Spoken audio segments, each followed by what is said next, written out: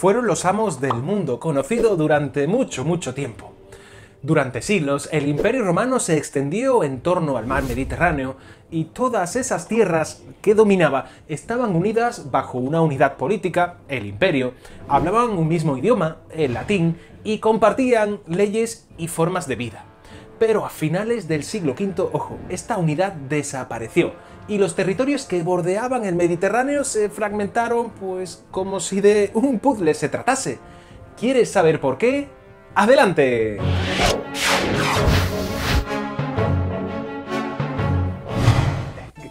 ¿Queréis saber qué fue lo que le ocurrió al Imperio Romano durante el siglo V?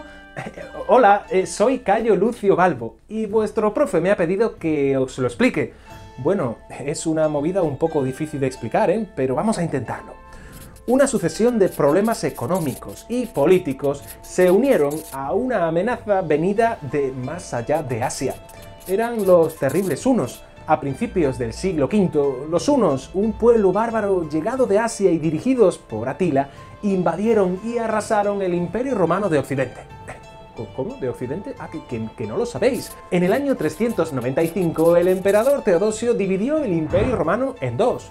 El Imperio Romano de Occidente, con capital en Roma, y el Imperio Romano de Oriente, con capital en Constantinopla. Al de Occidente, es al que le fue un poco chungo la cosa, ¿eh? Los romanos finalmente pudieron derrotar a Atila en la Galia, pero con ayuda de los pueblos germánicos, cuya ayuda no les salió del todo barata, ¿eh? Precisamente huyendo de los hunos, los pueblos germánicos, visigodos, ostrogodos, francos, alanos, suevos y un montón, que vivían al otro lado del Rin y del Danubio, irrumpieron en masa en el Imperio Romano de Occidente buscando refugio. ¿Y qué pasó? Que durante décadas los germanos fueron progresivamente adueñándose de un imperio romano occidental cada vez más débil, hasta que finalmente un guerrero germano que comandaba a las tropas imperiales, llamado Odoacro, depuso al último emperador, Rómulo Augustulo, y fue proclamado rey por sus tropas.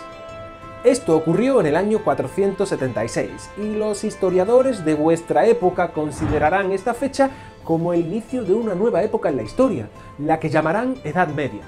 Pero, ¿la Edad Media vino de buenas a primeras? ¿Así un día cualquiera uno se acuesta de la Edad Antigua y se levanta de la Edad Media? En realidad no. Los cambios que se van a producir fueron lentos y paulatinos, y en realidad duraron varios siglos, hasta el punto de que la gente de mi época casi ni los notó. Lo que está claro es que en torno al siglo VI, por ejemplo, en el Mediterráneo, las personas vivían de una forma ya muy diferente al siglo III. Pero, un momento, espera, ¿en todo el Mediterráneo? Pues no. El Imperio Romano de Oriente, ese que dejamos cuando se dividió el imperio en dos, más poblado y rico, logró sobrevivir.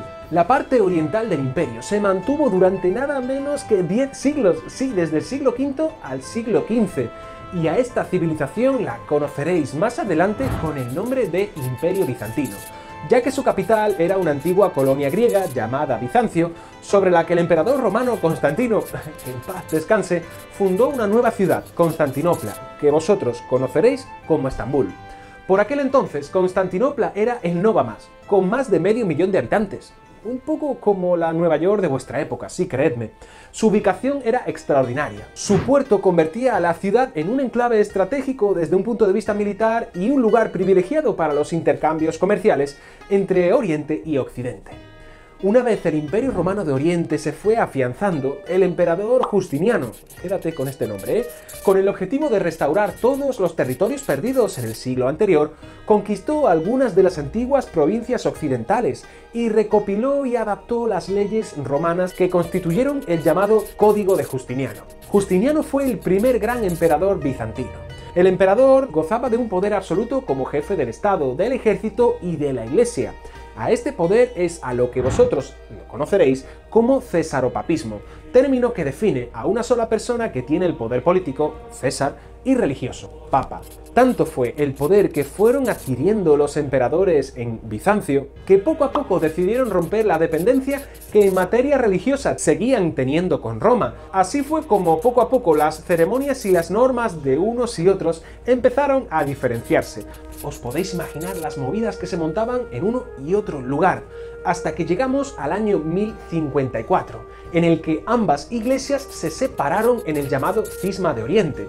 Los bizantinos denominaron a su iglesia cristiana la ortodoxa, lo que quiere decir que interpretan mejor la palabra de Dios. Y sabéis que en vuestra época, tantos siglos después, millones de personas continuarán siendo cristianos ortodoxos. Como decíamos, la gran etapa de Bizancio ocurrió bajo el reinado de Justiniano, cuando alcanzó gran prosperidad económica gracias a la agricultura, al desarrollo de una artesanía de lujo y a un gran comercio a un lado y al otro del Mediterráneo. Fue entonces cuando el Imperio Bizantino alcanzó también sus grandes cotas de esplendor artísticas, con la construcción, por ejemplo, de grandes templos de extraordinario lujo, como la Catedral de Santa Sofía, mosaicos muy llamativos e iconografía religiosa de un rico colorido con fondo dorado. Pero como todo en la vida y en la historia, este esplendor no duró mucho.